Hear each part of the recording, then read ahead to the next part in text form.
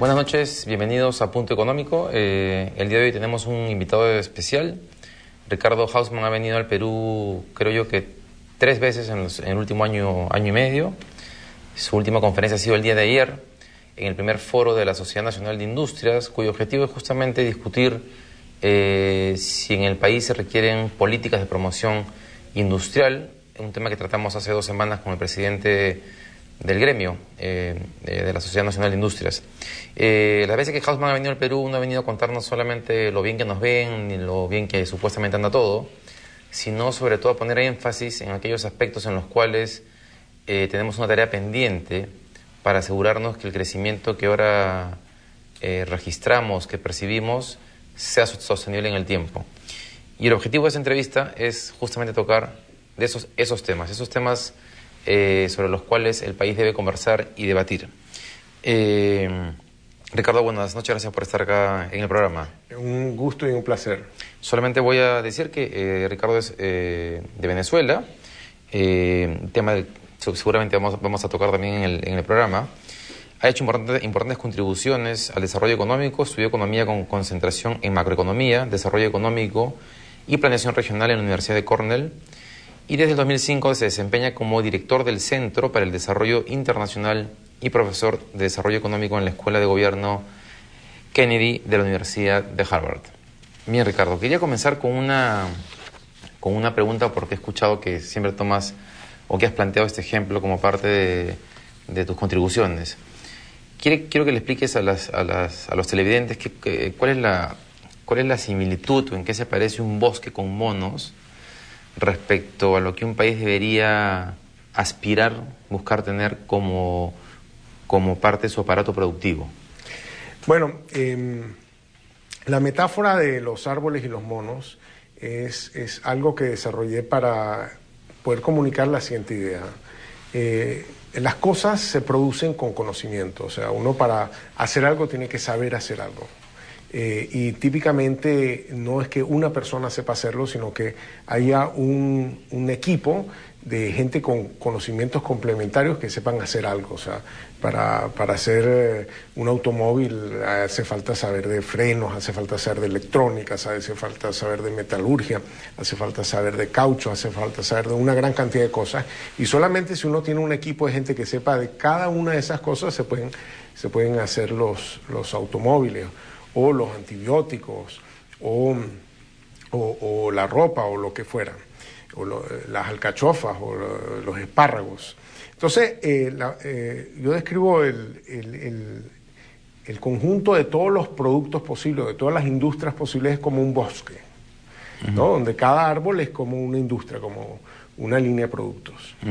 Y los países producen algunas cosas y no otras. Entonces los países son un conjunto de empresas que están en ciertas partes de este bosque. Entonces, en esta metáfora, las empresas son como unos monos que viven en ciertos árboles, en ciertas industrias, explotan ciertos árboles, ¿no? Entonces, la distancia entre los árboles tiene que ver con la distancia en el espacio de capacidades, en el espacio cognoscitivo. Si yo sé hacer franelas para hombres, de pronto me puedo mover más fácilmente a hacer camisas para hombres que moverme a hacer televisores. Quiere decir que los árboles de franelas para hombres y camisas para hombres están más cerca el uno del otro de lo que ninguno de los dos está de los televisores. Entonces, ese es el bosque, y los países son este conjunto de monos que viven en el bosque. Y lo que encontramos es que los países ricos son mucho más diversificados que los países pobres. Los países pobres tienen pocos monos y típicamente en árboles más chiquitos y más periféricos dentro del bosque, mientras que los países ricos tienen muchos monos, y entre ellos monos en árboles más altos del bosque y más centrales del bosque, más rodeados de otros árboles. Y el proceso de desarrollo es el proceso en el cual los monos colonizan el bosque, en el que los monos saltan de donde están a otros árboles, y típicamente árboles que le quedan cerca. Entonces, una fábrica de televisores que da el salto a producir computadoras y luego iPhones, o si es que ese fue el caso, digamos. Exactamente, le es mucho más fácil para uno empezar a hacer iPhones o hacer iPads o hacer computadoras si uno arranca de hacer televisores a que si uno arranca de hacer café. Entonces, esa es un poco la idea. Pero todos queremos progresar, todos queremos avanzar. El desarrollo es la colonización de este bosque y uno tiene que saber un poco dónde está parado para saber qué árboles le quedan cerca y por lo tanto qué árboles uno puede estar aspirando a colonizar en los próximos años. O sea que un país debería aspirar a que la distancia entre estos árboles sea corta, pero que a la vez que esos árboles o esas industrias en las cuales está sostenido tengan un valor agregado. Por lo que tú mencionas, eso es parte de un índice que tú has construido, que es el índice de complejidad económica. Y cuanto mayor valor agregado esté en capacidad un país de darle a sus productos o una empresa, una industria, es más fácil también luego seguir moviéndose hacia otros árboles, digamos. Sí, yo tengo una cierta dificultad con este concepto del valor agregado. Y te voy a explicar. El índice de complejidad económica trata de medir cuánto conocimiento productivo tienen los países, cuántas distintas cosas sabes hacer y qué tan complejas son las cosas que haces. Es una mezcla de estas dos ideas, que mientras más cosas sabes hacer, mientras más sabes, puedes hacer más cosas y puedes hacer cosas más complejas. Ahora, en los países en desarrollo se ha usado mucho la idea de añadirle valor agregado a tus materias primas. Y yo creo que ese es un error. O sea, es una visión, más que un error, es una visión muy miope de las posibilidades de un país. Porque un país no está limitado por sus materias primas. Si los países estuviesen limitados por sus materias primas, Suiza no exportaría chocolates. No hay una mata de cacao en ningún lado cerca de Suiza. Ni chile y salmón, digamos. Exacto. No, aunque el salmón es chileno, ¿no? El salmón es chileno, pero la idea es que añadirle valor a tus materias primas es una idea que da pie a un conjunto muy limitado de industrias. Te doy un ejemplo. Finlandia. Finlandia es un país que tiene poca gente y muchísimos árboles. Entonces, un economista clásico le hubiese dicho, usted tiene ventaja comparativa en madera, exporte madera. Y entonces vendría esta gente a decirle, no, añádele valor a sus materias primas. Entonces, en vez de exportar madera, porque usted no exporta papel, o porque usted no exporta muebles, eso le añade valor a la madera, o materiales de construcción hechos de madera. Y de hecho, todas esas cosas ocurrieron en Finlandia. Pero eso no fue lo que llevó a Finlandia a ser un país rico.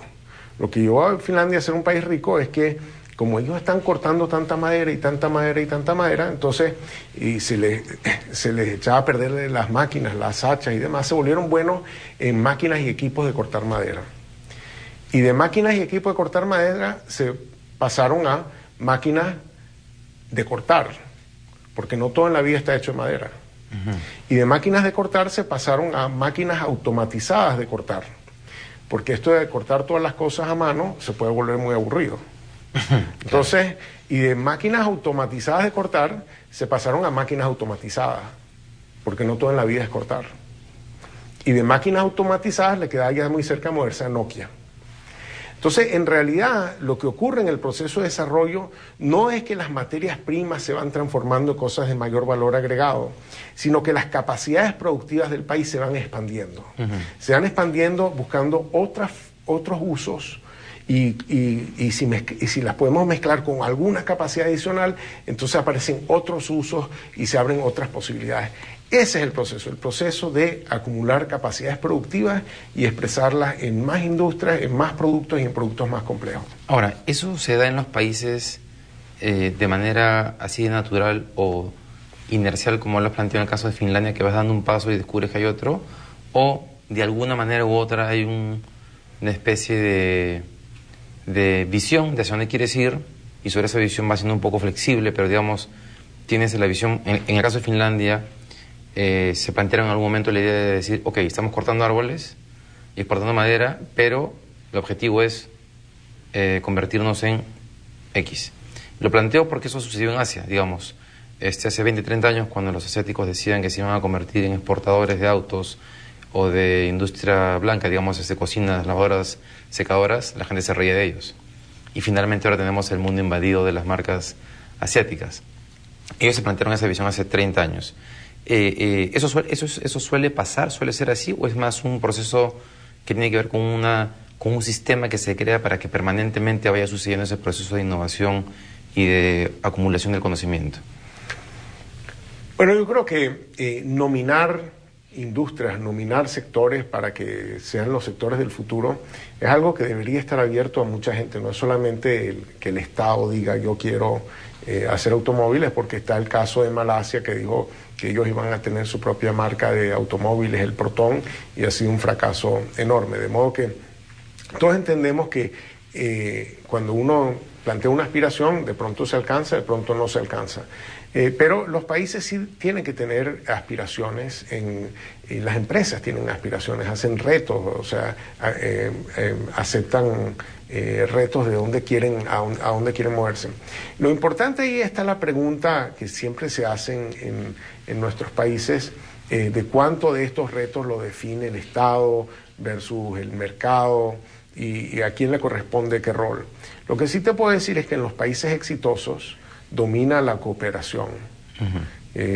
Domina la cooperación entre un Estado y un sector privado, una sociedad civil, que colaboran en poder coordinar actividades complejas. Y los que no entienden el valor que genera esa cooperación, típicamente no generan las bases para llegar más lejos. Eso quiere decir entonces que la labor de los gobiernos o de los estados, más que escoger sectores ganadores, es crear los ecosistemas que permitan que esos monos se puedan mover por los árboles con facilidad, que puedan detectarlos con facilidad y que todo ese sistema funcione con flexibilidad y con dinamismo, digamos. Sí, o sea, los gobiernos siempre creen que tienen que definir prioridades. A ver, dime cuáles son los sectores prioritarios. Y yo digo, mira, en realidad el proceso de desarrollo es un proceso de diversificación. Son muchos los sectores que tienen futuro potencial y lo que el gobierno tiene que hacer, más que definir los pocos sectores que van a ser atendidos, es aumentar su ancho de banda, es aumentar su capacidad de resolverle problemas a una parte más amplia del país. Hay un sector agrícola, se enfrenta a problemas, vamos a ver cómo se los resolvemos. Hay un sector minero, se enfrenta a problemas, vamos a ver cómo los resolvemos. Hay un sector industrial con potencial de crecimiento, vamos a entender cuáles son los problemas, dónde están las oportunidades, vamos a ver cómo los resolvemos. Ocupémonos nosotros, más que definir prioridades a priori, vamos a ver cómo podemos ampliar nuestra capacidad de resolver los problemas que van identificando los distintos monos que están tratando de moverse en el bosque.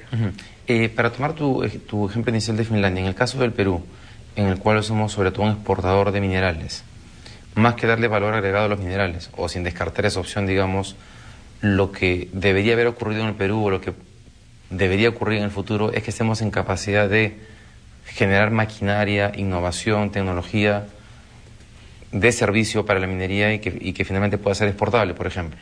Ese es un ejemplo, pero es que el Perú tiene mucho más talento que eso. O sea, el Perú tiene una ciudad como Lima, que es una ciudad de 9 millones de habitantes, que está frente al Océano Pacífico, que está al lado del puerto del Callao. Bueno, aquí se podría hacer muchas cosas. Es una ciudad que tiene una tradición gastronómica muy particular, es una ciudad que tiene acceso al algodón Pima, que es un algodón peruano, histórico y demás, que están en las llamas, en la cordillera de los Andes, generando unas fibras muy particulares y muy inusuales. O sea, hay muchas cosas están los espárragos, están las alcachofas, están los pimientos, están muchas cosas que se pueden hacer y hay muchos peruanos dispuestos a hacerlas. Hay más de la mitad de la fuerza de trabajo peruana está en el sector informal, tiene una calidad de educación creciente. Aquí hace falta muchas industrias, muchos sectores de actividad económica y muchas ideas para poder emplear toda la voluntad de trabajo que tienen los peruanos. No se trata de escoger unas pocas cosas, claro. Hay mucho que hacer.